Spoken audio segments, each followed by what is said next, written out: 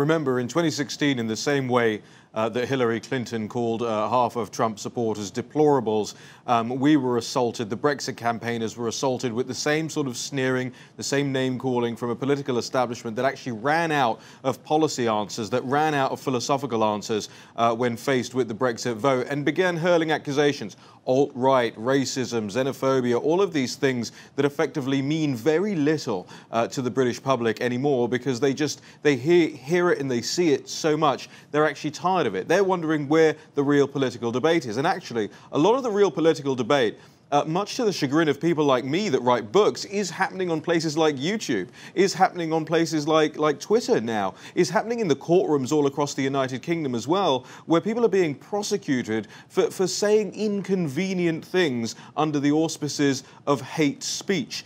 And for the American audience watching, you have to guard very closely against this, because you have the same hate speech lobby in the United States that's working and worked so well and effectively in the United Kingdom. It's coming to a town, a neighborhood, a city council near you where they will try and limit what you can say and what you cannot say, because apparently free speech does not include what these arbiters, self-appointed arbiters, deem to be hate speech. And you've got to be very careful about that, or you'll end up like us. And that's one of the reasons I find this so fascinating, this UKIP growth so fascinating, because I do follow these people that have joined on and are rallying people. And some of the stories that they tell are just horrific when it comes to saying honest things, just truthful things, not even mean things, against the migrant population. They're pointing out crime statistics, and suddenly police are banging down their door.